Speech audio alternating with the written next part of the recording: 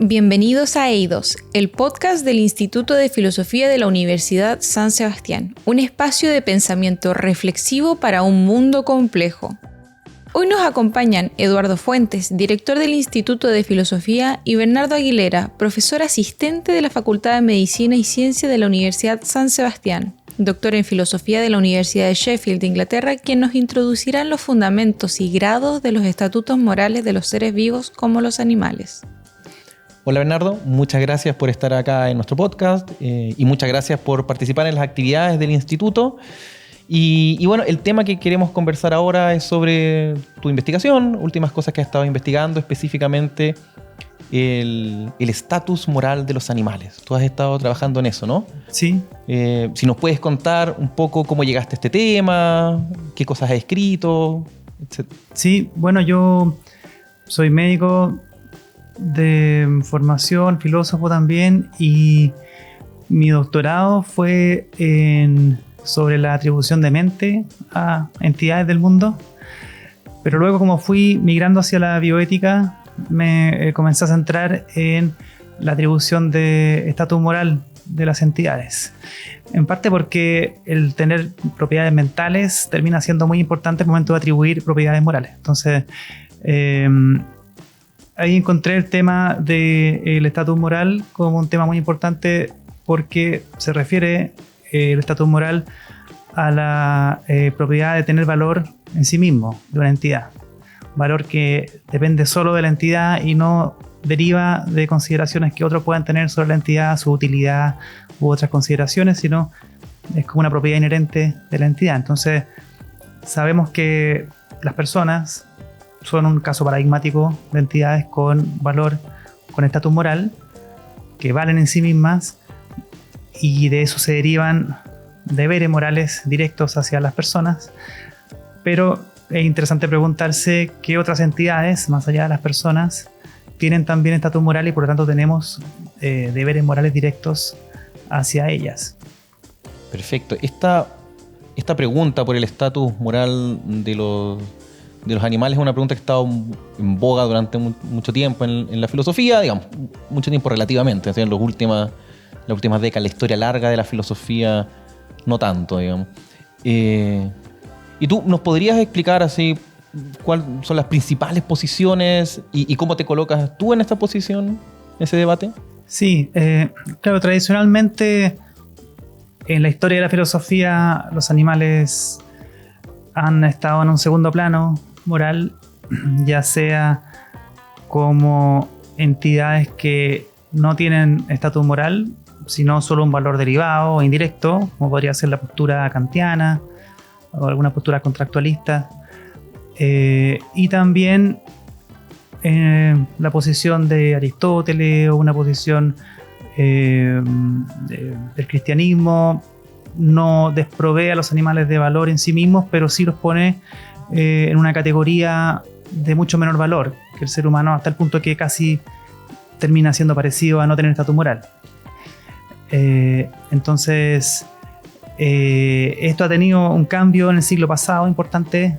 Ahí el texto Liberación Animal de Peter Singer marca un hito, porque inicia una ola de autores filósofos que se interesaron por el tema, como Tom Regan y otros que pusieron el tema en la palestra y también generaron un movimiento animalista o pro derechos animales que también ha influido mucho en la sociedad. Y entonces, desde ese momento, la idea de que los animales tienen estatus moral se ha masificado, y la pregunta que queda es cuál es el fundamento para atribuir estatus moral. Y ahí hay un debate vivo en la filosofía respecto a ese fundamento, y el referente clásico sigue siendo Peter Singer, quien plantea que el fundamento es la sintiencia, la capacidad de sentir dolor, placer, muy en la línea del utilitarismo, que de hecho históricamente ya había planteado que dentro del punto de vista hedonista del utilitarismo, los animales tendrían que también tener estatus moral, porque son capaces también de sentir placer o dolor. Entonces ese es como un referente importante, y bueno, hay quienes siguen esa línea y quienes no. Y bueno, tiene los problemas del utilitarismo, digamos la postura de Peter Singer, que podemos conversarlo, pero en mi posición en particular sería que una perspectiva hedonista queda un poco corta para dar cuenta de todo aquello que consideramos valioso de una entidad con estatus moral, y me inclino más bien por comprender el fundamento del estatus moral de manera más amplia como el bienestar. O sea, las entidades que tienen un bienestar son entidades que tienen estatus moral porque son entidades que tienen la característica de poder estar bien o mal por sí mismas. O sea, el estar bien o mal es una propiedad que es propia de esa entidad. Entonces, aquello que tiene un bienestar sería aquello respecto de lo cual ya no es moralmente indiferente lo que le pasa. Y la pregunta que sigue entonces es cómo entendemos el bienestar. Ya.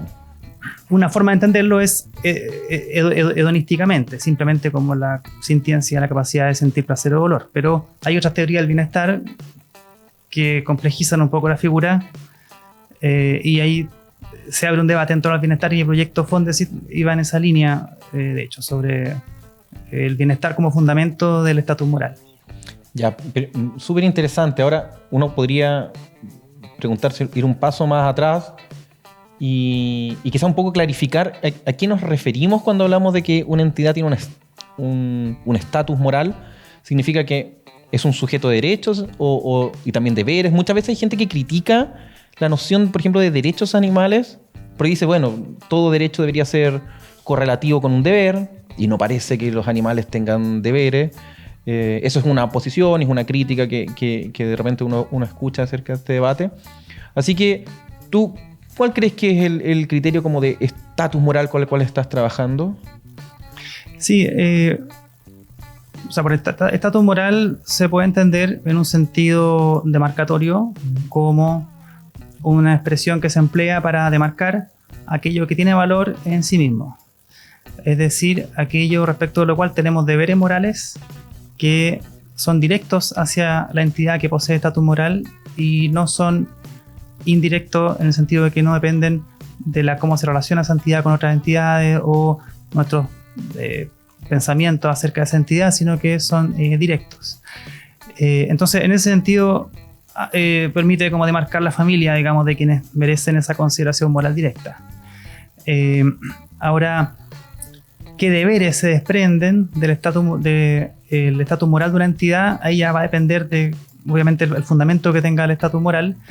Si lo entendemos desde el punto de vista del bienestar, como mínimo tendríamos el deber de no menoscabar ese bienestar y, en ciertos casos, de promover ese bienestar. Y ahí una posibilidad es quedarse ahí y plantear simplemente, ya, estas son las entidades que merecen consideración, que tienen estatus moral y que entran, digamos, dentro de nuestros juicios morales directos, y ya ver ver razones que hay para determinar cuáles son nuestros deberes hacia esas entidades. Otra posibilidad es hablar de niveles de estatus moral, o sea, decir, hay entidades que están posicionadas de manera distinta, algunas tienen mayor nivel o grado de estatus moral que otras, y según el nivel en el que estén, son nuestros deberes.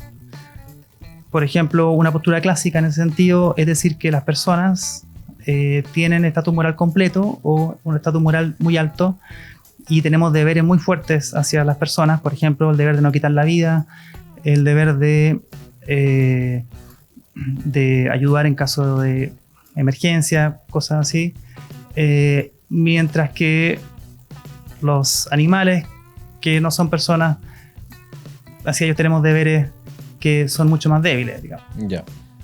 Perfecto. Tú entonces defiendes una posición donde, como acabas de decir, el estatus moral proviene del bienestar, la capacidad de tener un bienestar de esa determinada entidad. Y parece claro que los animales, o al menos un perro, digamos, tiene una especie de bienestar. O sea, ahora, ¿dónde pones tú una línea? O sea, si pones o no alguna línea. Por ejemplo, uno podría decir que una planta tiene un un bienestar, la planta crece, digamos, parece que se desarrolla, una ameba tiene bienestar. Si nos pudieras decir como en tu posición, más detalladamente, qué es lo que tú consideras que es el bienestar. Sí, ahí como te decía, va a depender de la teoría del bienestar que uno tenga. Hay básicamente 3 grandes teorías del bienestar. Está la hedonista, que plantea que experimentar placer, dolor u otras experiencias con valencia hedónica es lo que determina el bienestar. Hay posturas de los deseos, que plantean que nuestros deseos o preferencias son lo que lo determina y que la satisfacción de los deseos o preferencias aumenta el bienestar, mientras que la frustración de ellos lo disminuye. Y también están las posturas de lista objetiva, que se llaman, que pueden tener elementos hedonistas y elementos de deseo, pero además añaden otras características, otros elementos, cosas buenas que mejoran el bienestar y que pueden no tener que ver con la experiencia o con los deseos. Por ejemplo, la sabiduría, el conocimiento, la amistad, el desarrollar un proyecto de vida. Todas esas serían cosas que sería bueno tenerlas y que enriquecen la vida de una persona, por ejemplo, y que no dependen necesariamente de cómo la experimentemos, sino del mero hecho de poseer esas cosas. Entonces,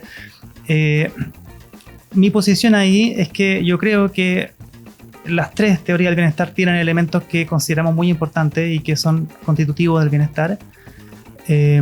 Así que me inclino por una teoría de lista objetiva que contempla elementos hedonistas y elementos de deseo. O sea, creo que sin duda el experimentar placeres o experiencias con valencia hedónica positiva es algo que aumenta el bienestar, mientras que experiencias como el dolor o negativas disminuyen el bienestar.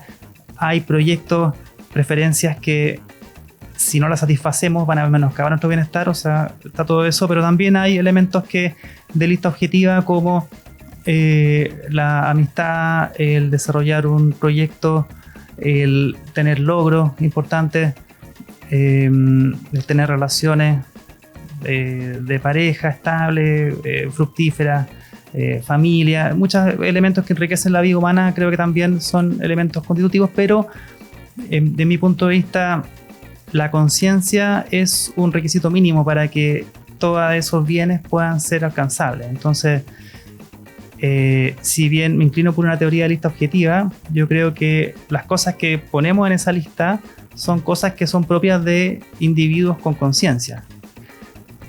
Es decir, para tener una amistad, para tener una familia, para tener conocimiento, para lograr metas, se requiere conciencia en algún momento, y por lo tanto los seres no conscientes no estarían dentro de los seres con un bienestar en el sentido que yo creo que es correcto. Con un bienestar al menos como éticamente relevante, o sea, en el sentido que una planta no tiene bienestar en este sentido.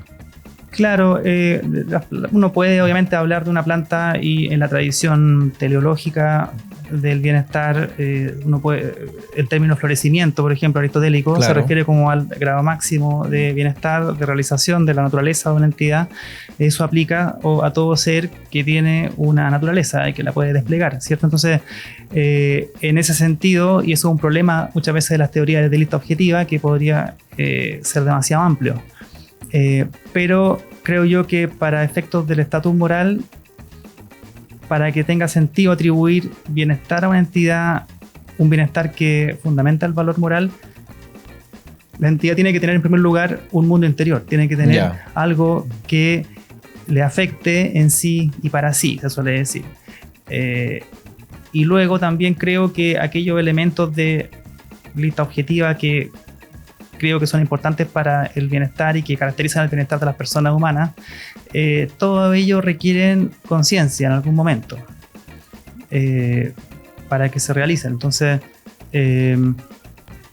por eso es que creo que es razonable dentro de la demarcación del estatus moral que el tener conciencia sea importante, sea, digamos, necesario, y también al tener una perspectiva del bienestar de lista objetiva es posible plantear que hay niveles de bienestar.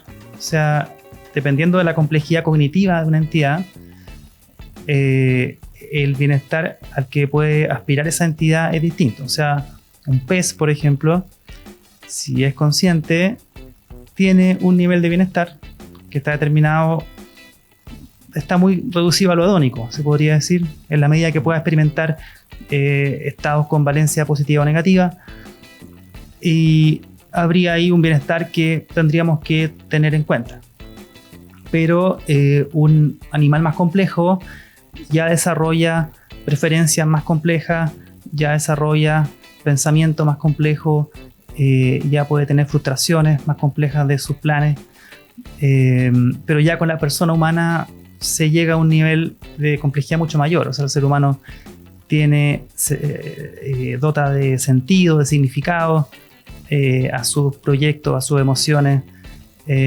Sus frustraciones pueden llegar a ser mucho más significativas en cuanto a un proyecto de vida completo, y creo que tiene un sentido amplificador del bienestar, tanto positivo como negativo, esas capacidades cognitivas superiores y también toda la cultura que enriquece la vida humana.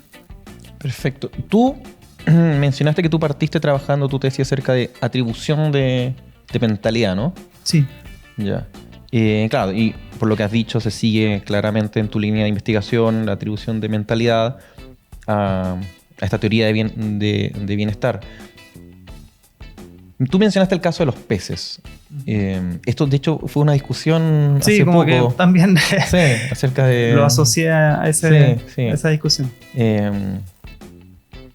Ahora bien, ¿qué otro tipo de animales uno pensaría que tienen, a los cuales tú crees que se le puede atribuir una conciencia? Porque un pez, sí, uno podría decir, resulta sensato, pareciera, digamos, una vaca claramente, pero tú pones la línea en algún lugar, una abeja. ¿Una abeja tiene una conciencia una conciencia real o simplemente es como un movimiento mecánico, etcétera? Sí, bueno, ahí pasamos a un ámbito empírico que uno tendría que, según el cual uno tendría que justificar nuestra atribución de conciencia en base a las mejores teorías de conciencia que hay. Y esas teorías provienen de la neurociencia. Y estas teorías también están basadas en lo que se sabe del cerebro humano, que no es tanto. Son correlaciones un poco entre activación de ciertas partes del cerebro y estados conscientes, y a partir de ello hay algunas teorías como la teoría de la transmisión global, por ejemplo, u otras que según las cuales los mamíferos son candidatos a tener conciencia porque tienen una estructura cerebral parecida al ser humano, una corteza que permitiría albergar una memoria de trabajo donde se podría integrar la información y, digamos, se explica es posible esa teoría emplearla para explicar la conducta de esos animales y por lo tanto atribuir conciencia, pero ya con animales que son más distintos a nosotros es más remota la posibilidad que tengan conciencia. Entonces hablar de no mamíferos como peces, reptiles, por ejemplo, es debatible que tengan conciencia, pero no es descartable, obviamente. En el caso de insectos, creo yo que es bastante debatible, pero hay que hacer una diferencia aquí, y esto ya más filosofía de la mente, ¿sí?, entre tener cognición y tener conciencia. Es decir, una entidad puede tener cognición, que es conducta inteligente, conducta que describimos como compleja, inteligente, que puede tener una base algorítmica en su ejecución y respecto a la cual los insectos la tienen, sin duda. Las abejas, por ejemplo, tienen capacidades de navegación muy complejas, de transmisión de información en la colmena. O sea, tienen cognición, tienen inteligencia. Pero existe la posibilidad de que sea una inteligencia sin conciencia. En ese sentido, podrían ser como un robot, por ejemplo, que tiene inteligencia, en el sentido de que puede hacer tareas complejas, resolver problemas, a tener conducta que describimos como inteligente, sin tener conciencia. Entonces, los insectos, yo creo que es muy posible que estén un poco en esa categoría, de entidades que tienen cognición, inteligencia, pero no conciencia. en ese caso no calificarían como entidades con un bienestar por no ser conscientes de su existencia. Pero entre mamíferos e insectos hay como un espacio ahí. En todo caso, animales que tienen conciencia, estados conscientes simples, digamos, su bienestar sería algo que estaría acotado a un grado modesto, digamos, de bienestar. Yo creo que el bienestar se construye en gran medida gracias a la complejidad de la conciencia humana y de la cultura humana y del significado que se le da a las experiencias y al proyecto de vida que uno tiene. Entonces, eso permitiría, por ejemplo, en el caso de los peces, si uno dijera, bueno, los peces podrían ser conscientes o tienen algún grado de conciencia o pueden sentir dolor, eso nos podría justificar que le atribuyamos estatus moral, pero nuestros deberes hacia los peces en vista del bienestar que tienen, que es un bienestar que sería muy modesto, no sería comparable con nuestros deberes morales hacia una persona, por ejemplo, cuyo bienestar llega a niveles, tanto en lo positivo como en lo negativo, mucho mayores. Todo esto es muy interesante y hay muchas personas, o al menos algunas personas de las que se oponen tajantemente o miran con suspicacia el estatus moral de los animales, tienden a decir que eso es una especie de, digamos, misantropía, una especie de antihumanismo, que nos igualan al resto de los animales. Por lo que tú estás diciendo, de hecho hay como una escala de bienestar, entonces también habría como una escala, no sé si estarías de acuerdo con esta descripción, pero una escala como de estatus moral, digamos. Como en tu experiencia, en tu investigación, ¿tú sientes o te da la impresión que estudiar el concepto del estatus moral, del bienestar en animales, te ha enseñado más cosas sobre qué deberes y derechos tenemos nosotros los seres humanos? Claro, ahí tú me habías preguntado también por los derechos, que era otro tema. Sí. Entonces, hay dos cosas. Una, que hay quienes, a partir de las diferencias de bienestar que hay, o de, digamos, niveles de bienestar a los que puede alcanzar una entidad, proyectan niveles de estatus moral. Eso, autores como Shelley Kagan, por ejemplo, recientemente han hecho una argumentación al respecto.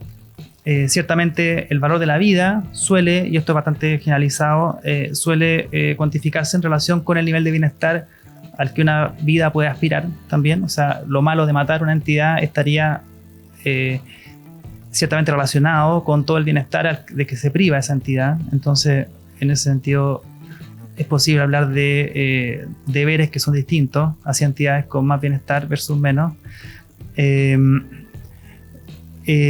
Ahora también está el tema de los derechos. Aquí una posibilidad de atribuir derechos que es popular en el ámbito como de la animalista es plantear que cuando hay un deber moral, cuando tenemos deberes morales hacia una entidad, de manera recíproca esa entidad tiene derecho a que ese deber se cumpla. Entonces, atribuir derechos sería casi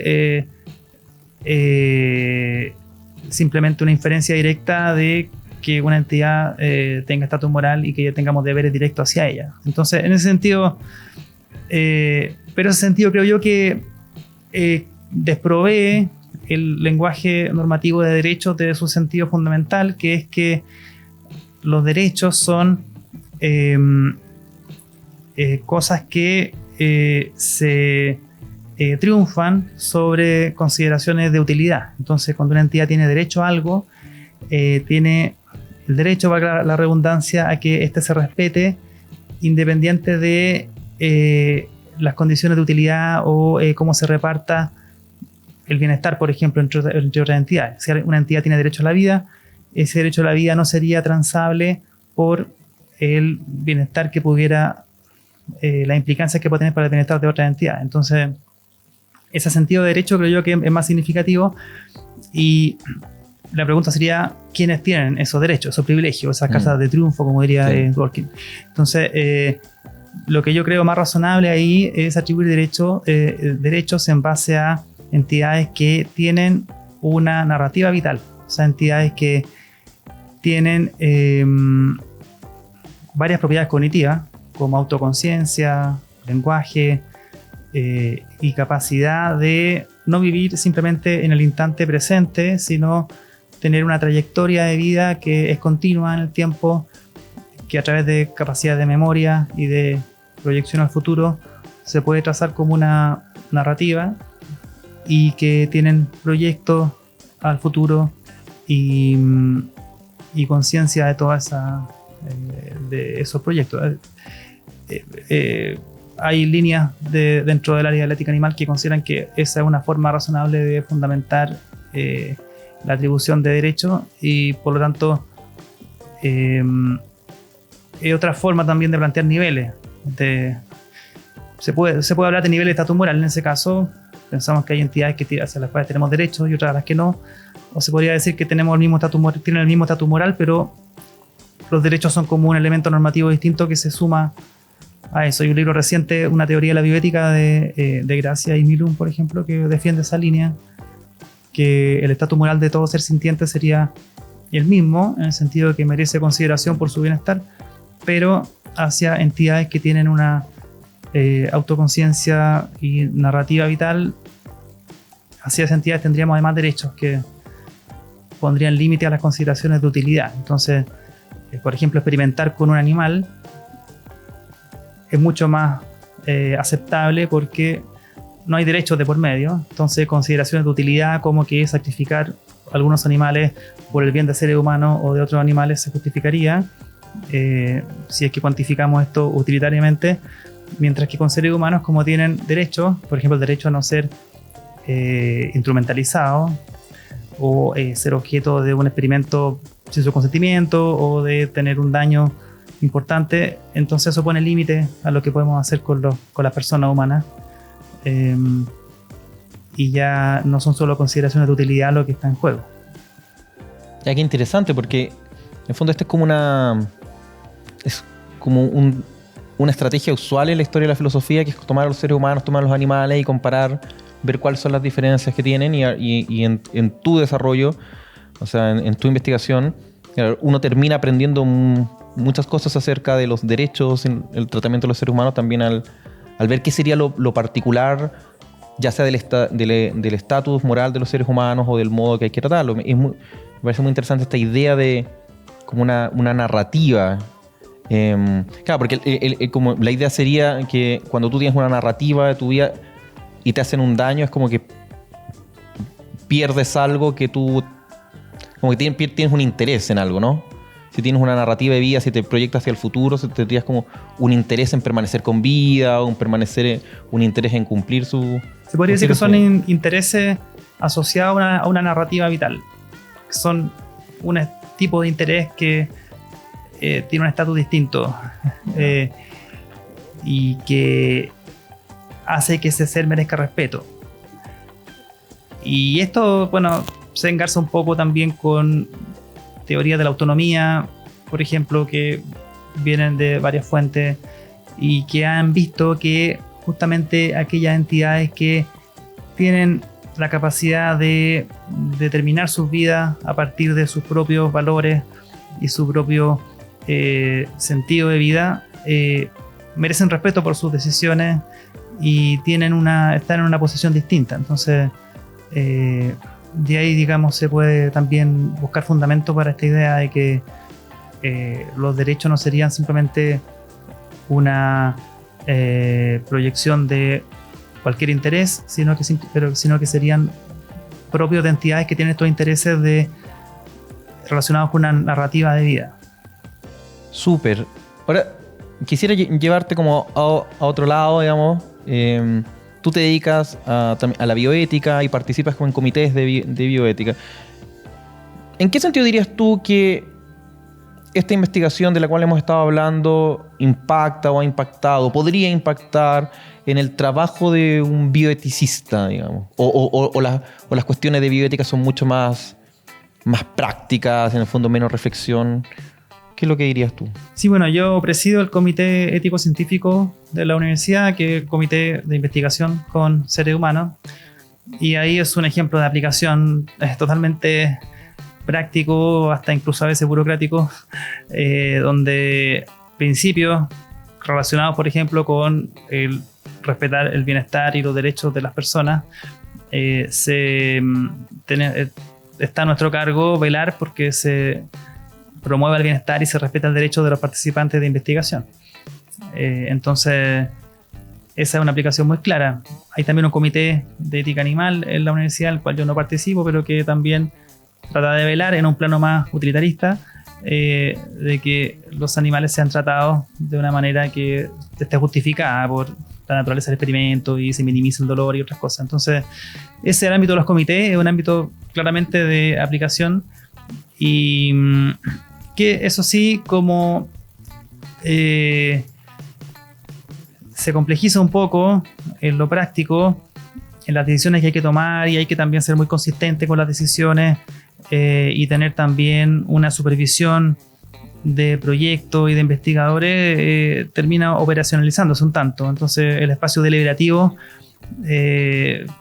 pierde un poco de terreno y se pasa a un espacio más normativo de cumplir con protocolos y con procedimientos. Pero siempre hay momentos donde se producen controversias y hay que ya deliberar sobre algo que no está definido, por ejemplo, y se hace una discusión grupal y eso es interesante. Entiendo. O sea, claro, no por mucha burocracia que haya, igual hay espacio donde hay que reflexionar. Claro, y están también hay comités donde yo no participo, pero me toca igual interactuar con quienes participan de comités éticos asistenciales, que son los comités que están en los hospitales, las clínicas, donde se ven casos de ética médica, y ahí el espacio de reflexión está menos protocolizado, menos normado. Más bien se ve cada caso en su singularidad y se intenta deliberar sobre eso y claro, ese es otro espacio también concreto. La bioética tiene esa gracia que es una ética aplicada al ámbito de la vida y a las profesiones de la salud, y por lo tanto todas estas consideraciones más abstractas encuentran ahí una aplicación y una utilidad en resolver problemas de la vida de las personas. Súper. Oye, muchas gracias por haber participado en este podcast y habernos contado algo de tu investigación. Para ir cerrando, quisiera preguntarte ¿qué se viene para adelante? ¿En qué cosas estás trabajando ahora? ¿Qué cosas te gustaría trabajar? Sí, yo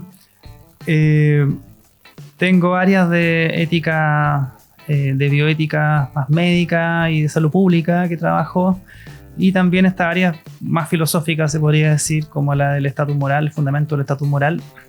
En esta área más filosófica, algo que me he dado cuenta durante esta reflexión sobre el estatus moral es que muchos de los juicios que tenemos, que defendemos, se basan en una cierta moral de sentido común. O sea, son juicios que no fundamentamos a partir de una teoría en particular, sino que creemos que representan una confluencia entre varias teorías, por ejemplo, o representan simplemente creencias que son tan difundidas y tan poco controversiales que las damos por sentadas. Entonces, ¿de dónde viene esa moral de sentido común? Esa es una pregunta interesante que pienso desarrollar, ojalá en un proyecto futuro. Y en otra área de ética médica, el tema de priorización de recursos de salud es un tema que trabajo y pertenezco ahí a un grupo, al grupo que está redactando una guía de la Organización Mundial de la Salud respecto a cómo priorizar los recursos de investigación en salud. O sea, qué criterios debiéramos seguir para adjudicar proyectos de investigación para diferentes condiciones de salud que requieren investigación. Entonces, eso es algo que está un poco inexplorado y estamos trabajando en esa guía que a final de año debiera salir, y esa es una línea de investigación que también trabajo. Muy interesante, súper. de nuevo, muchas gracias por participar y muchas gracias por estar en la universidad y llevar la filosofía, la reflexión filosófica a estos distintos ámbitos. Pues parecen temas muy, muy interesantes, no solo filosóficamente, sino además a nivel país. Así que encantados de tenerte en alguna otra ocasión para hablar de esas futuras investigaciones. Así que muchas gracias, Bernardo. Gracias, Eduardo.